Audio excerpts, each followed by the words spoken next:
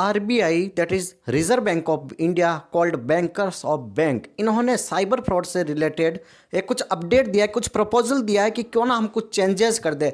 जो छोटे छोटे लोगों के साथ साइबर फ्रॉड हो जाता है, that are not aware about that, उनको पता नहीं होता है और जानबूझ के वो नहीं करते, मतलब गलती से वो साइबर फ्रॉड के चंगुल में फंस जाते हैं। उनका अमाउंट छोटा छोटा अमाउंट चला जाता है। कई सारे लोग होते हैं जिनके खाते में 10,000 15,000, काफ़ी गरीब लोग होते हैं, छोटे छोटे अकाउंट होल्डर होते हैं। तो उनके लिए एक ऐसा अपडेट, ऐसा प्रपोजल रखा है कि रिजर्व बैंक ऑफ इंडिया ने कहा कि क्यों ना हम अगर इनके साथ ऐसा कुछ फ्रॉड हो जाए, ऐसा कुछ फ्रॉड हो जाए तो उसका 80 to 85% उनको हम लौटा दें।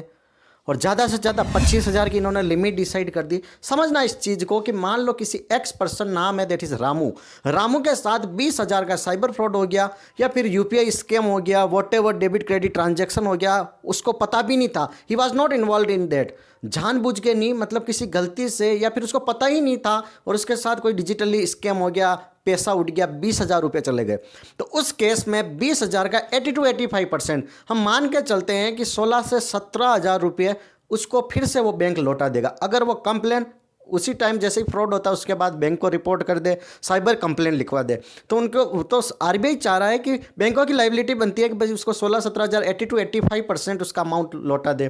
तो उस केस में उसको संबल मिलेगा, उसका ट्रस्ट बढ़ेगा यूपीआई ट्रांजैक्शन में। अदरवाइज लोगों का इन्वॉल्वमेंट धीरे धीरे पीछे जा रहा है, यार कि स्कैम हो रहा है, पैसा जा रहा है, हमारी सिक्योरिटी क्या मिलेगी।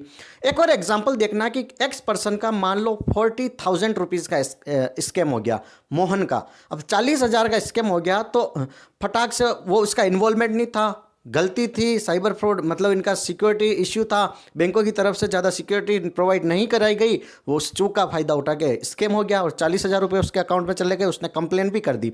तो 40,000 का 80 to 85% करते हैं, 40,000 का अगर 80% भी मैं काउंट करता हूँ तो 8 चौक 32,000 रुपये, 32,000 रुपये बनता है। लेकिन क्या कहा आरबीआई ने कि मैक्सिमम 25,000, तो उस केस में उसको 25,000 रुपये तो मिल जाएंगे। एक तो 40,000 सारा जा रहा था, अब कम से कम 25,000 रुपये मिल रहा, तो थोड़ा बहुत ट्रस्ट बनेगा कि ठीक है यार इतना पैसा तो आया। तो यही करने जा रहा है RBI, reserve bank of India, कि छोटे छोटे जो इन्वेस्टर हैं उनके साथ कोई भी लॉस नहीं हो, उनका ट्रस्ट बना रहे। तो इसका फायदा क्या होगा कि बैंकों को पैसा देना पड़ेगा। अब बैंक उस डिनाई नहीं कर सकते, बैंक फालतू आनाकानी नहीं कर सकते। तो अब बैंक क्या करेंगे, सिक्योरिटी अपडेट करेंगे, ओटीपी वगैरह जो ट्रांजैक्शन होता है उस पर कड़ी नज़र रखेंगे, साइबर फ्रॉड पर कंट्रोलिंग करेंगे, फ्रॉड अकाउंट नहीं खुलने देंगे। समझो, क्योंकि बैंकों का कहीं ना कहीं थोड़ा बहुत तो इन्वॉल्वमेंट, बैंकों का तो क्या होता है, कर्मचारियों का होता है। तो ये स्ट्रिक्ट एक्शन अपने कर्मचारियों पर लेंगे तो उस केस में साइबर फ्रॉड ऑटोमेटिकली कम हो जाएंगे, अगर बैंक स्ट्रिक्ट हो जाएंगे। और बैंक कब स्ट्रिक्ट होंगे, जब गवर्नमेंट, जब आरबीआई ऐसे रेस्ट्रिक्शन लगाएगा इन पे कि ठीक है आप पैसा दो, फ्रॉड हुआ उनके साथ, तो जब जेब से पैसा निकलेगा ना तो ऑटोमेटिक वो कुछ ना कुछ चेंजेस करेंगे। Thank you so much. Channel पर नए हो तो लाइक शेयर सब्सक्राइब जरूर।